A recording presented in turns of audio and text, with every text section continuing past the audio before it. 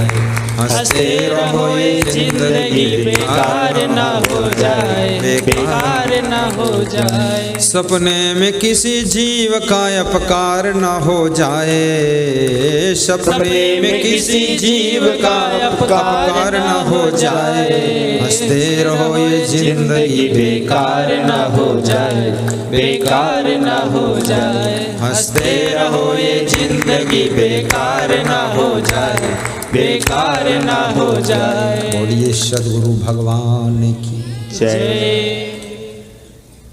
तो आज हम ये बताएंगे लक्ष्मी कैसे आती है, ये प्रश्न है।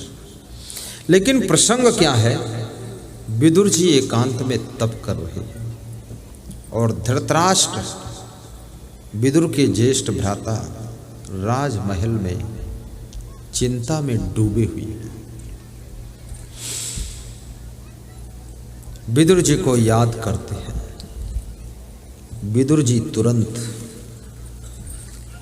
महाराजा धीराज धृतराष्ट्र के पास में आते हैं और कहते हैं कि राजन, मुझे कैसे याद किया है आपने? आप कोई याद करे, कोशिश करो कि तुरंत जाइए। याद तभी करता है व्यक्ति जब तुम्हारी बहुत जरूरत होती है, तुमसे उसका दुख कम हो सकता है, कुछ मदद मिल सकती है। विदुर ने पूछा, राजन किस लिए मुझे याद किया है? विदुर, मुझे रात में नींद नहीं आती है और दिन में चैन नहीं मिलती है। मैं हस्तिनापुर की हस्ती के बीच में रह करके भी मेरी मस्ती खो गई है। मैं दुखी हूं, चिंतित हूं। तो विदुर जी कहते हैं, राजन अभियुक्तम बलवताम दुर्बलम हीन साधनम हृतस्सः कामिनः चोरमा विशन्ति प्रजागरः। हे धृतराष्ट्र, रात में उनको नींद न आने का रोग लग जाता है जिनका चोरी करने का स्वभाव होता है, जिनका कामी स्वभाव होता है, जिनका सब कुछ हर लिया गया है, जिनका अपने से अधिक बलवान से विरोध हो गया है, उनको रात में नींद नहीं आती। इन समस्त रोगों में से आपका संपर्क किस रोग से हुआ है?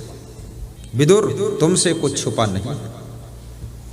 पांडव सिंह के समान है, कौरव बकरियों के समान है।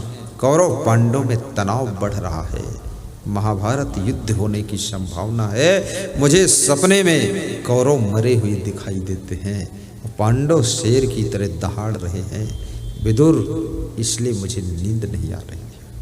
राजन, जिसको नींद सही नहीं आती है वो कभी स्वस्थ नहीं रहता है। इसलिए याद रखना, अगर आपका बच्चा सो रहा है, जबरदस्ती हिला हिला कर ढकेल ढकेल कर मत जगाइए, सो लेने दो थोड़ा। लेकिन बच्चे को भी सावधान रहना है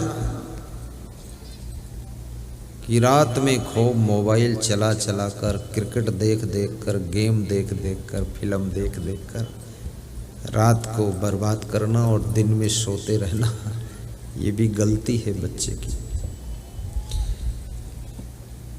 रात सोने के लिए है और दिन जाग करके काम करने के लिए है।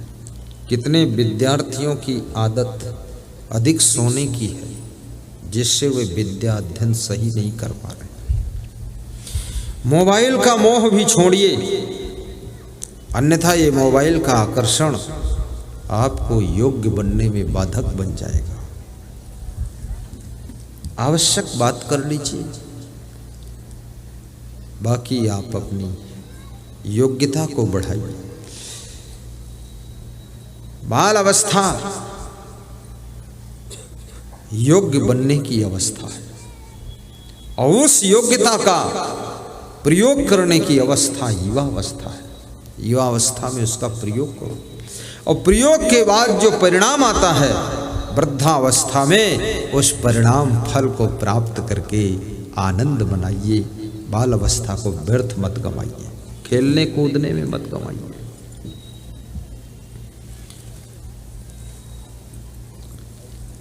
बच्चों को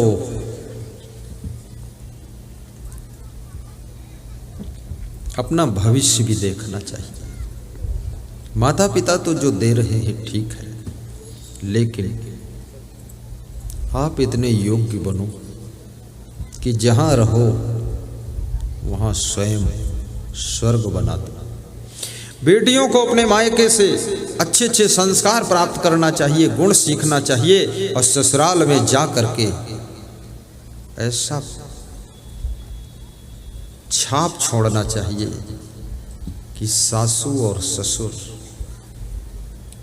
पति, देवर और जेठ सभी का मन गदगद हो जाए। उनको ऐसे लगे कि बहू नहीं आई है, हमारे घर में कोई देवलोक से देवी आई हुई है, देवी आई है। गम भी खा लेना। और माताओं से कहूँगा, अपनी बेटी की लाइफ में ज़्यादा इंटरफेयर मत करना। रोज़ मोबाइल कर करके अपनी बेटी की अनावश्यक हिम्मत बढ़ा कर उसके सास ससुर से टकराव मत करा देना। ये मत बोलना बेटी तू चिंता मत करना, डरना मत, दबना मत। अरे तू राजपूताने परिवार की बेटी है, टक्कर ले लेना। तो वो भी तो राजपूताने परिवार की सासू है जो वहाँ बैठी है, वो क्या कम टक्कर लेगी? वो कोई और पुताने की है? ये नहीं सिखाना है, ये सिखाना बेटी गम खा लेना, सह लेना, सबसे पहले जाग जाना। घर में जितने लोग हैं उनसे सबसे पहले थोड़ा जाग जाओ, सबके प्रिय हो जाओ।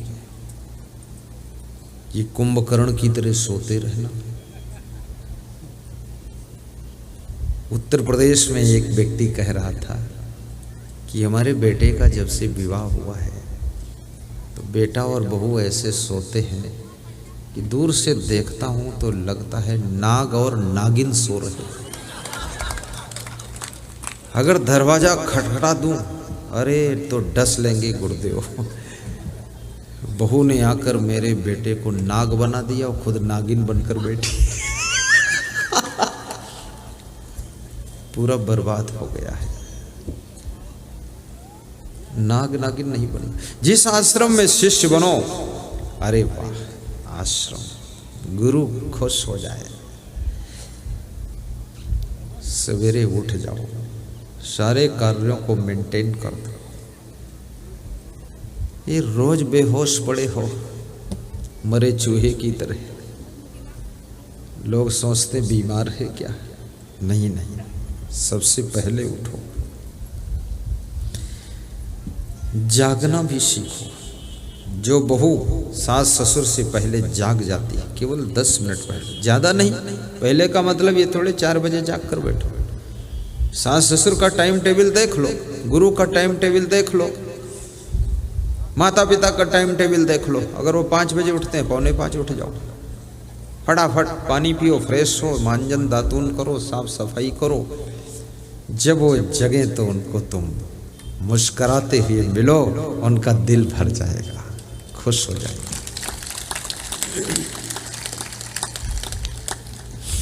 और कभी माता पिता आपको जगाने आए, अरे उठ के पैर छू लेना कि धन्य भाग्य है, मेरी फिक्र अभी भी माता पिता कर रहे हैं। तुमको जो जगाता है, समझाता है, डांटता है, सिखाता है, वो आपको खुद से ज़्यादा महान और बड़ा बनाना चाहता है। वही तुम्हारे पीछे लगा रहता है। बाकी जिसको आपसे प्रेम नहीं है, तुम रात दिन सो भाड़ में जाओ, उसको कोई मतलब ही नहीं रहता है। इसलिए उन्हें